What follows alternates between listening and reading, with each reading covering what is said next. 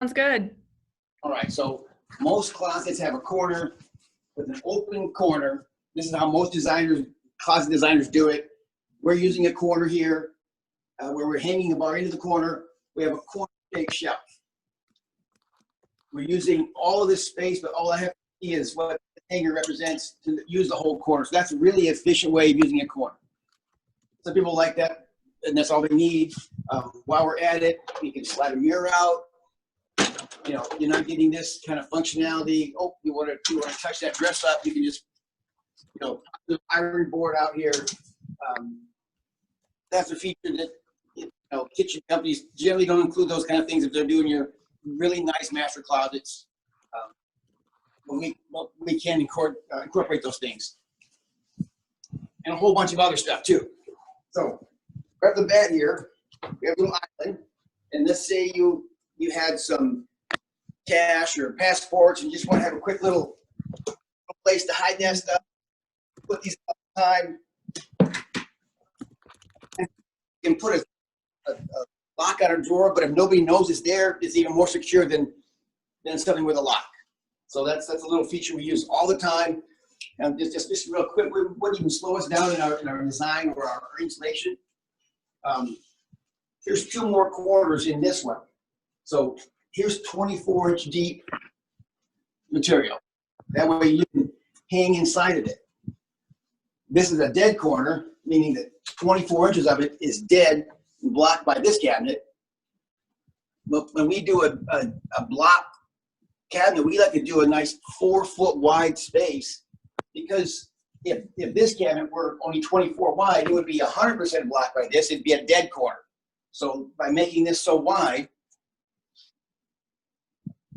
you got access, and here's your seasonal stuff back here.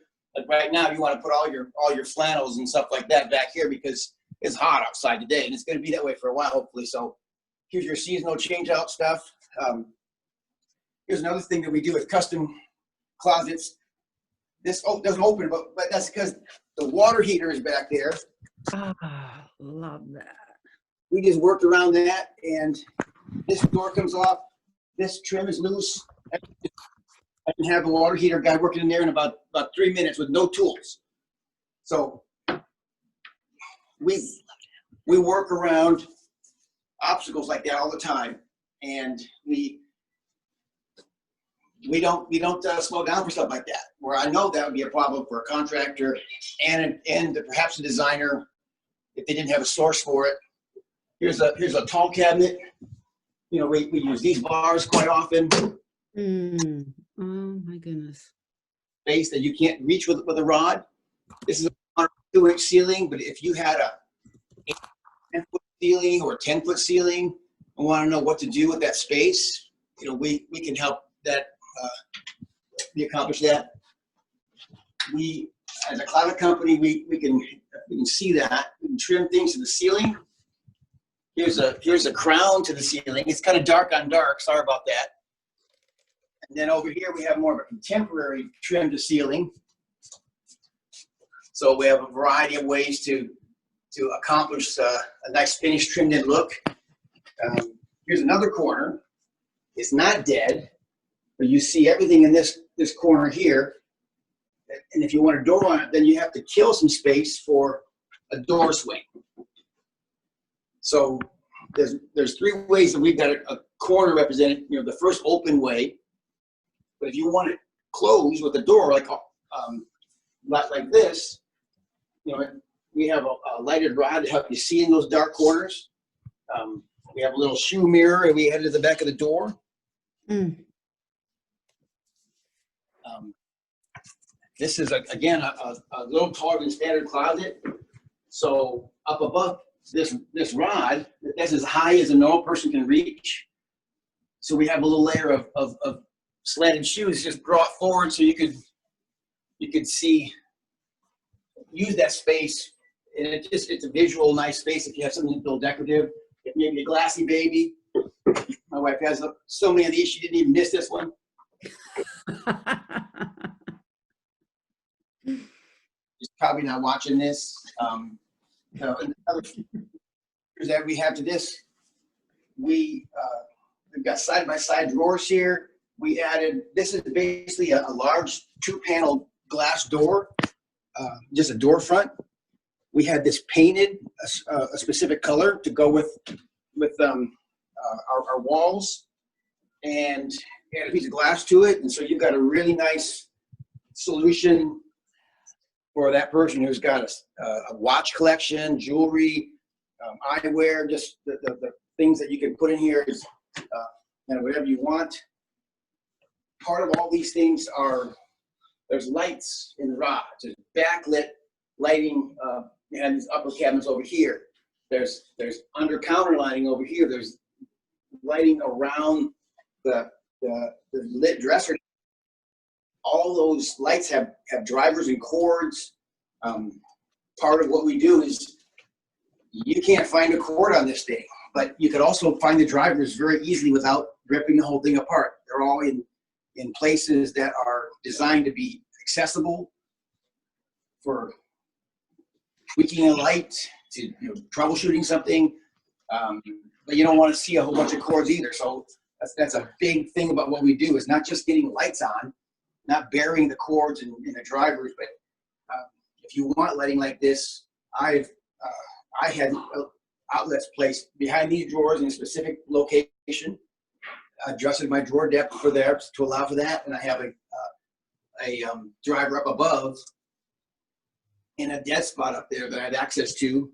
That there's another cord bundle. There's a lot of cords and lights and drivers, but part of doing lights the way we do it is that it's all well hidden. It's all connected on one switch. Runs, dims it, the whole thing. The dimming doesn't show very well on the video, so kind of a lost feature to show you. But the whole thing dims up and down with one touch, one button. We use drawer boxes. We usually use Bloom. We can use Headitch, or we use an undermount drawer. We can use a side-mounted drawer rack, and 3 or 4 different levels of drawer boxes, 3 or 4 different levels of runners. This is painted, I mentioned earlier, this dresser top.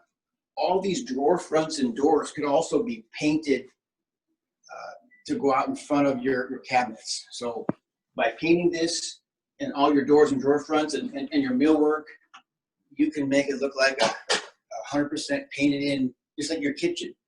You don't paint the inside of your cabinet, you have a laminate inside, but you paint the doors and drawer fronts. So we pulled off closets where it's fully painted, or instead of paint, you can have wood grain, a cherry stain. It's more traditional home. Solid grays. If you had this top as a solid gray with this color, that would be beautiful. So we're not just stuck with laminates. We can do laminate construction, but we can also then pair actual wood, solid wood, veneers, or painted surfaces. And it takes a closet from a laminate closet that people kind of shy away from to whatever you want. We worked in homes on Hunts Point that are very exclusive, hundreds of $1,000 closets. They can buy whatever they want. Well, with all the solutions that we put in, we worked in those exclusive homes. We just upgrade our finish on the fronts, the accessories to work, and made some very happy, very high-end customers. Also, the same features are super easy. We can put them into any closet and add a feature that for any budget. So still want you to think it's just the higher end stuff.